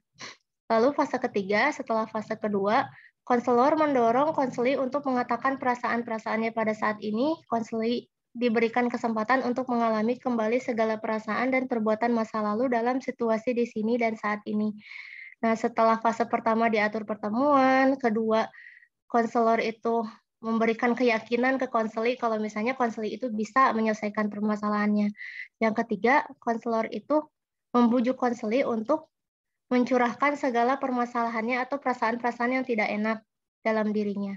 Lanjut ke fase keempat, setelah konseli memperoleh pemahaman dan penyadaran tentang pikiran, perasaan, dan tingkah lakunya, konselor mengantarkan konseli memasuki fase akhir konseling. Jadi setelah konselor ini mendorong konseli untuk mengatakan perasaannya, nah si konselor yang terakhir, fase keempat, yaitu konseli diberikan pemahaman oleh konselor dan lanjut ke fase terakhir tuh maksudnya ke teknik gestalt yang sesuai dengan permasalahan si konseli tersebut. Lanjut. Teknik konseling gestalt. Yang pertama adalah permainan dialog. Jadi permainan dialog ini teknik yang dilakukan dengan cara konseli dikondisikan untuk mendialogkan dua kecenderungan yang saling bertentangan, yaitu kecenderungan top dog dan kecenderungan underdog. Nah, di sini konseli itu mengatakan kecenderungan ketika dia menjadi top dog dan juga kecenderungan menjadi underdog. Kalau misalnya dia menjadi top dog itu seperti apa, atau misalnya dan menjadi underdog itu seperti apa. Yang kedua, latihan bertanggung jawab. Teknik ini untuk membantu konseli agar mengakui dan menerima perasaan-perasaan daripada memproyeksikan perasaan itu kepada orang lain. Nah, di sini konselor itu mendorong konseli untuk bisa bertanggung jawab terhadap permasalahannya, menerima permasalahannya, dan supaya ia bisa menghadapi permasalahannya secara sendiri dan mandiri. Yang ketiga, bermain proyeksi, yaitu memantulkan kepada orang lain perasaan-perasaan yang dirinya sendiri tidak mau melihat atau menerimanya. Jadi maksudnya adalah konseli dipujuk oleh konselor untuk mengatakan perasaan-perasaan yang tidak ia sukai kepada orang yang sekiranya menjadi masalah bagi dirinya, atau mungkin konseli bisa mencurahkan kepada orang lain permasalahan yang ia hadapi. Lanjut. Yang selanjutnya adalah teknik pembalikan. Gejala-gejala dan tingkah laku tertentu seringkali mempresentasikan pembalikan dari dorongan-dorongan yang mendasarinya. Dalam teknik ini, konselor meminta konseli untuk memainkan peran yang berkebalikan dengan perasaan-perasaan yang dikeluhkannya. Jadi kalau misalnya konselinya sedang sedih, nah dia coba untuk memainkan peran di mana dia bahagia gitu. Yang selanjutnya, tetap dengan perasaan. Teknik ini dapat digunakan untuk konseli yang menunjukkan perasaan atau suasana hati yang tidak menyenangkan dan ia sangat ingin menghindarinya. Konselor mendorong konseli untuk tetap bertahan dengan perasaan yang ingin dihindarinya itu. Nah, di sini konselor membujuk konseli untuk menerima perasaan yang tidak ia sukai, bukannya menghindar. Misalnya dia lagi sedih, ya udah gitu. Konseli itu harus mau menerima kesedihannya supaya dia bisa menghadapi permasalahannya tersebut. Lalu yang keenam, pendekatan gestalt terhadap kerja mimpi. Pendekatan konseling Gestalt tidak menafsirkan dan menganalisis mimpi seperti yang dilakukan teori psikoanalisis, melainkan mimpi-mimpi yang dialami oleh konseli diminta oleh konselor agar dapat diceritakan kembali sebagai kejadian yang terjadi sekarang. Jadi maksudnya kalau misalnya konseli itu punya suatu mimpi yang sekiranya berhubungan dengan permasalahan dia, konselor meminta konseli itu menceritakan mimpi-mimpi tersebut supaya konselor bisa membantu konseli untuk membantu permasalahannya, untuk merencanakan step apa nih yang harus dilakukan untuk menyelesaikan permasalahan si konseli tersebut. Lanjut. Praktik konseling kelompok Gestalt. Yang pertama, dalam praktik konseling kelompok ini, mereka tetap berpusat di sini dan sekarang pengalaman masa kini, mereka melakukannya dengan menanyakan bagaimana dan apa alih-alih mengapa. Jadi di sini ketua kelompok dan anggota-anggota kelompok lain harus bisa memusatkan permasalahannya ke saat ini. Dan juga masing-masing anggota kelompok, baik ketua kelompok maupun anggota-anggota lain, saling menanyakan pertanyaan seperti bagaimana penyelesaian masalahnya, apa permasalahannya, bukan tapi bukan pertanyaan mengapa ada masalah itu. Nah, setelah saling menanyakan, praktisi kelompok Gestalt meminta anggota kelompok untuk mengerjakan masalah tertentu untuk membantu membina kesadaran yang lebih besar. Jadi setelah saling menanyakan permasalahan, ketua kelompok ini meminta anggota kelompok untuk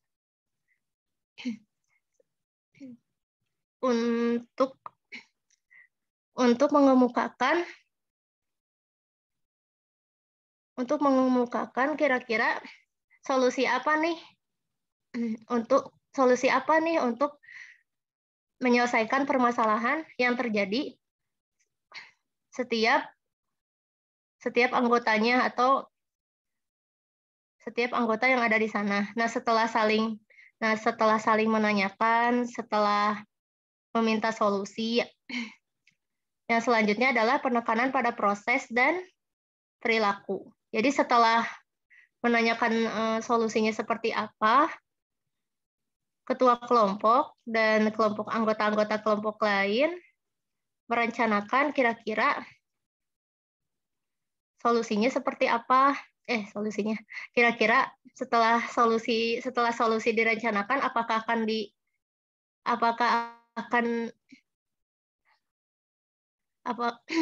setelah merencanakan solusinya seperti apa, lalu anggota kelompok maupun ketua kelompoknya itu melaksanakan action dari solusi yang mereka sudah rencanakan. Nah, setelah melakukan action-nya, mereka mengubah pertanyaan menjadi pernyataan. Nah, setelah melakukan action atau sudah merencanakan solusi, terus bersikap untuk permasalahannya. Nah, mereka itu mengubah pertanyaan dari masalah mereka menjadi suatu pernyataan. Nah, teknik yang bisa digunakan dalam konseling kelompok Gestalt yaitu ada kursi kosong, fantasi, dan pekerjaan rumah. Nah, kalau kursi kosong ini di konseling kelompok itu kira-kira mungkin tidak hanya satu kursi kosong, tidak hanya satu kursi, tapi mungkin bisa banyak kursi. Dan masing-masing dari anggota kelompoknya itu memainkan peran tadi menjadi underdog dan juga menjadi top dog. Lalu untuk fantasi, setiap anggota kelompok berfantasi atau misalnya membayangkan masalah apa yang ada pada dirinya, lalu membayangkan juga bagaimana solusinya.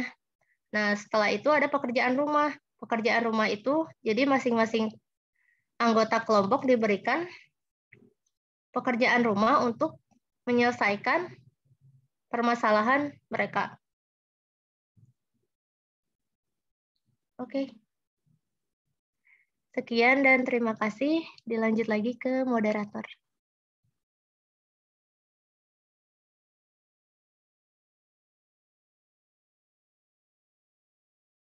Baik, terima kasih kepada kelompok 5 teori Gestalt, yaitu Teh Nengsi dan Teh Ananda. Bapak punten, ini waktunya ada 6 menit lagi. Bagaimana dilanjutkan dengan diskusi atau mau ada tambahan dari Bapak? Diskusi dulu, silakan 5 menit diskusi dulu, saya ada tamu dulu nih. Oh iya, baik Bapak. Oke, baik teman-teman, akang teteh semua, selanjutnya akan dilanjutkan dengan sesi diskusi. Yang ingin bertanya atau berpendapat dipersilahkan untuk raise hand.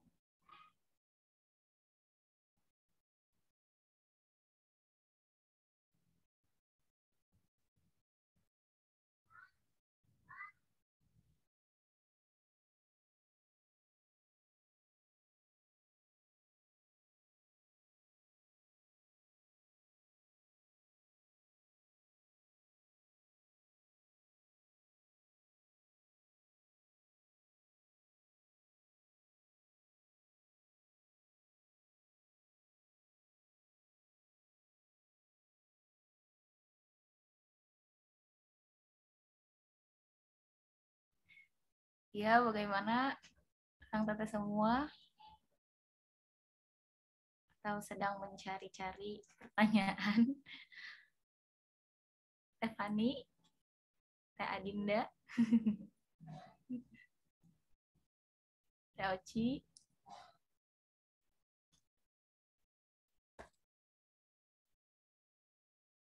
apakah ada yang ingin ditanyakan dari ketiga teori yang kita bahas hari ini, yaitu RIBT yang fokus terhadap mengubah irrational belief ke arah rational belief, kemudian CBT yang berfokus pada restrukturisasi kognitif dari perilaku maladaptif ke arah yang adaptif, kemudian ada teori Gestalt yang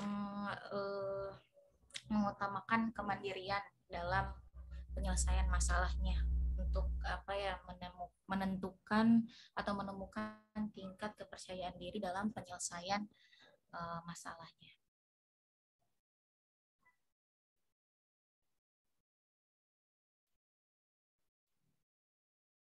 Bagaimana? Sepertinya belum ada.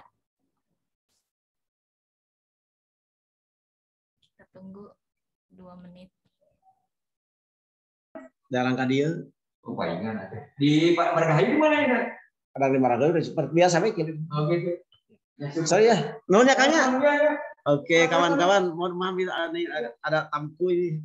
Nuhun. Ya, terima kasih kawan-kawan sudah presentasi dengan sangat bagus ya. Yang disebut bagus itu adalah teorinya ada.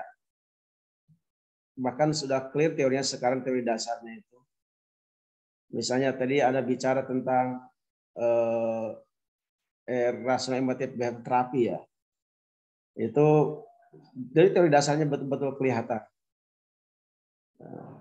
Termasuk baru terakhir adalah Gestalt ya, gitu.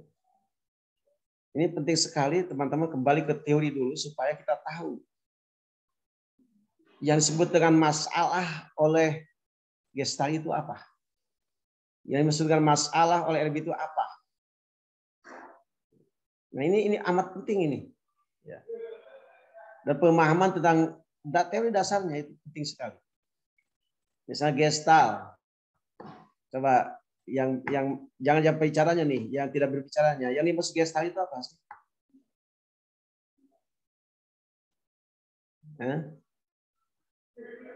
Inti konsep Gestalt itu apa? Coba yang Ibu Sari, apa nih? Gestalt itu apa intinya itu, teorinya itu? Here and now, jadi keberadaan konsul itu harus dibawa ke saat ini dan sekarang, dan juga proses aktivis bisnis. Jadi kalau ada pengalaman masa lalu yang nggak selesai, nah itu biasanya di Gestalt ciri utamanya kesadaran, perasaan, pikiran di saat ini dan sekarang gitu Pak. Arti Gestalt itu. Coba silakan pikirkan Pak Asep. Gestalt artinya apa Pak Asep? Tadi konsep yang pertama dikemukakan oleh Bu Ananda tadi. Gestalt itu satu ini Bahwa ini apa itu Gestalt Pak Sep?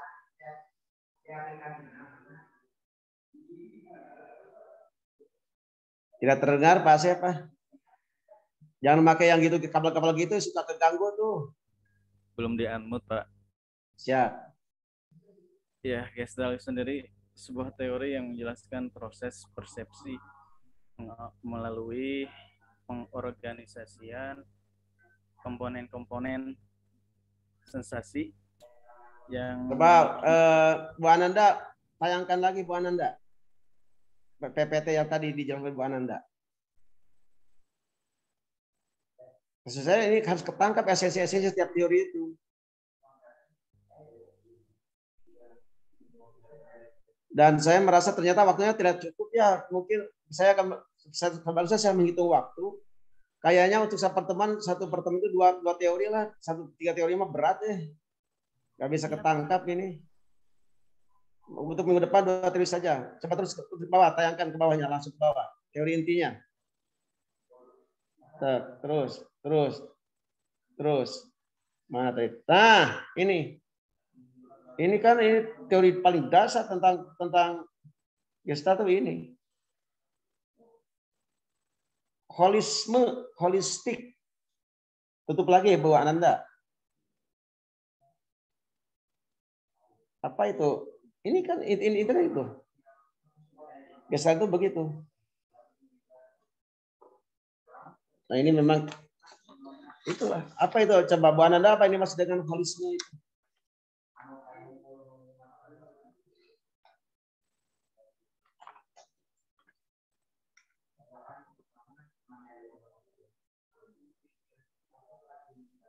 Holisme adalah salah satu prinsip dasar di dalam terapi Gestalt yang dinyatakan dengan keseluruhan lebih besar daripada jumlah bagiannya.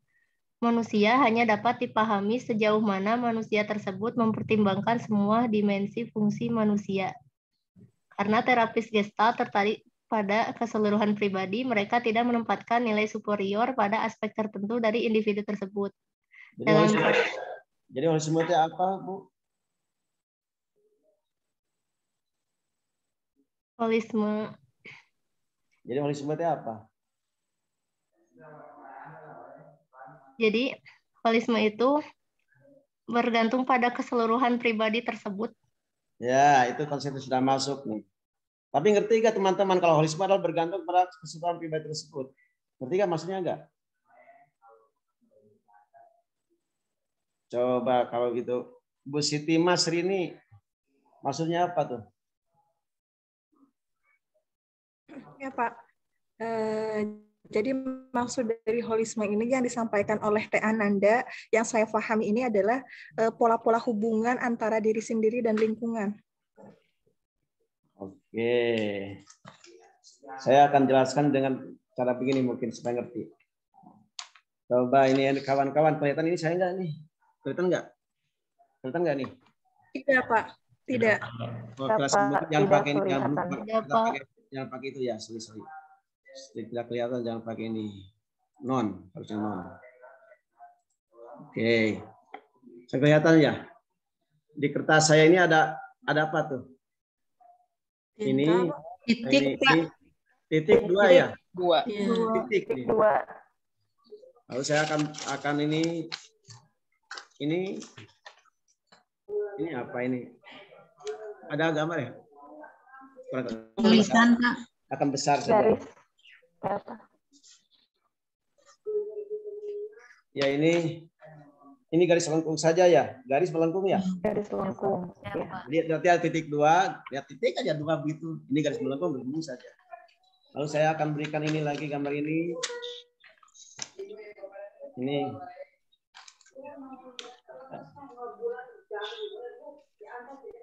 Ini ya, kelihatan nggak? Angka 7 dibalikan ya? Ya. Ya, begitu gambar gitu aja kita nyebutnya. Lalu sudah saya punya yang ini. Kalau yang bulat begini apa ini namanya? Lingkaran. Iya. Hanya berarti lingkaran. Tadi ada titik 2, ada lingkaran, ada sedikit begitu.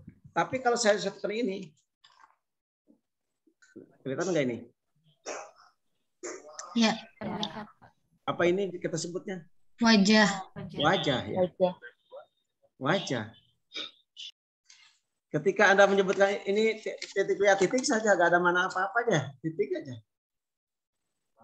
Ketika Anda pisahkan ini angka 7-nya ini ya angka 7 saja. Dibalikan. Tapi ketika disatukan, ini jadi ada arti tersendiri, yaitu wajah. Ini disebut Gestalt namanya. Ini konsep Gestalt itu begitu. Makanya tadi saya mengatakan apa itu Gestalt, definisinya Bu Ananda sudah betul, tapi tidak mungkin sulit dipahami kalau tadi jelas itu ya. Jadi kira-kira kalau Anda simpulkan apa itu?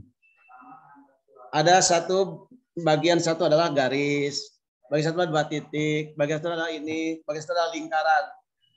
Kalau disatukan menjadi utuh, oh itu adalah wajah. Itulah manusia.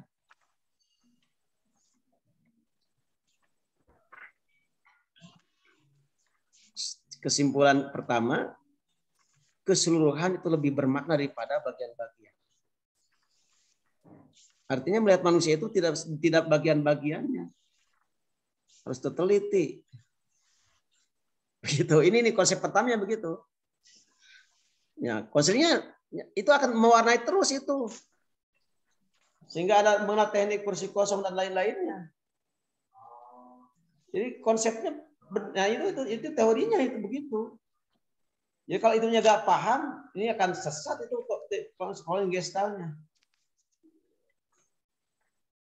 Ya, dan prinsip satu kedua itu terus berkaitan itu. Tadi kan ada 5 prinsip ya. Itu teorinya begitu. Nah, maksudnya seperti itu. Tadi itu ada lagi yang pertama itu apa? Coba yang pertama RIBT ya. RIBT ya? Iya Pak, betul RIBT. Rasional, emotif, behavior, terapi. Udah nanti. Nanti, jangan saja nanti. Nanti ya.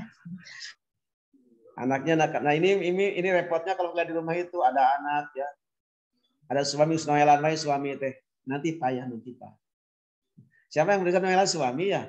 Anak. Ya, kawan-kawan. Rasional emotif terapi. Tadi siapa yang presentasinya Bu Sari bukan?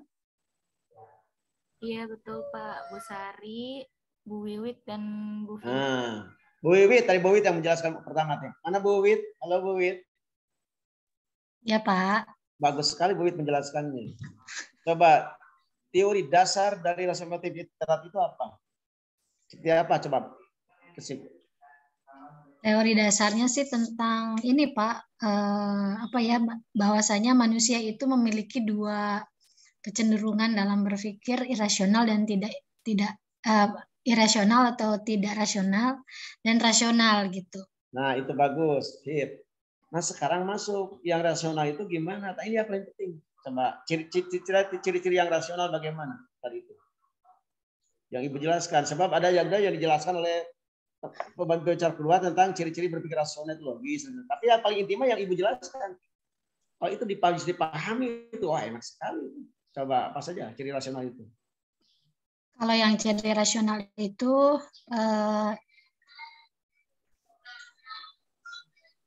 ada fleksibel preferences, kemudian itu anti-aufwielding beliefs, nah itu yang dipahami betul intolerant belief dan acceptance belief Pak. Nah, itu sebenarnya. Jadi kalau orang sudah begitu, itu sudah sukses itu konseling. Saya kalau yang penjelasan untuk berikutnya, berpikir fleksibel itu apa, tidak kurang definitif. Tapi yang tadi didefinisikan, itu konseling rasional itu. Jadi harus sampai begitu orang teh cirinya. Coba yang pertama cirinya apa tuh barusan? Saya ingin diakui, tetapi saya tidak terlalu menginginkan. Yaitu fleksibel. Bagaimana dia menginginkan itu, pikiran itu? Coba contohnya gimana Bu yang begitu? Nah maksud saya itu tolong pahami betul itu teori-teori dasarnya itu. So kalau teori dasarnya tidak dipahami sesat kita itu.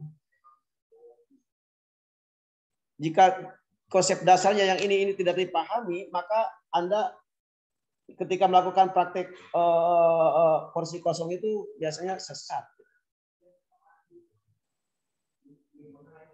Terutama ketika nanti pertanyaan-pertanyaan yang reflektifnya. Ya.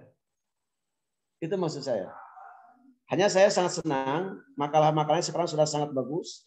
Maka saya mengatakan sangat bagus.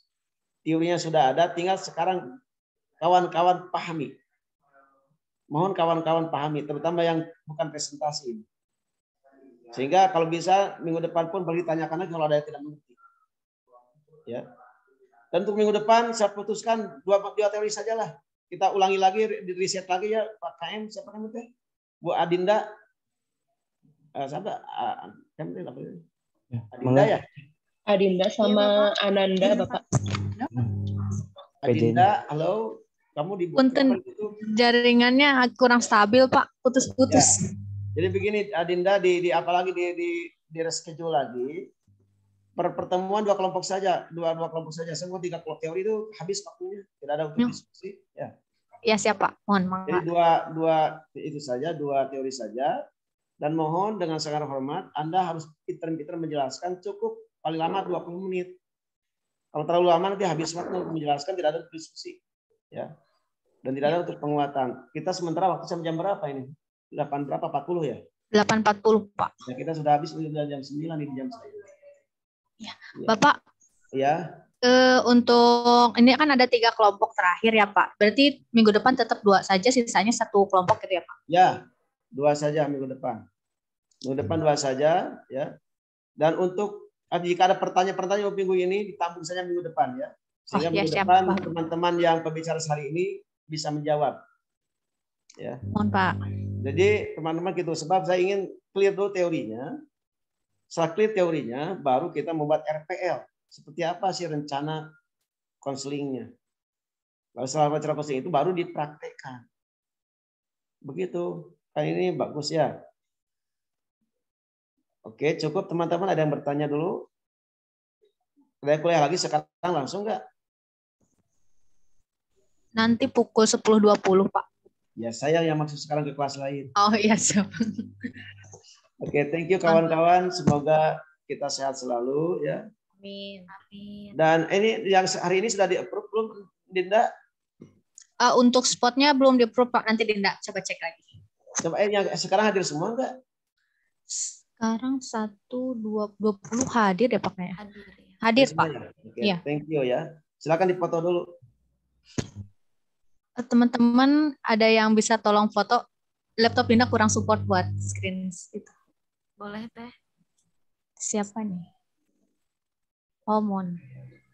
Boleh ya Dinda hitung ya. 1, 2, 3. Oke, lagi perlu gaya bebas? Ya, Oke. Gaya bebas, siap. 1, 2, 3, cheese. Sudah. Sip, hatur nuhun. Turun Pak, turun teman-teman. Terima kasih kawan-kawan, semoga sehat selalu. Assalamualaikum warahmatullahi wabarakatuh. Waalaikumsalam.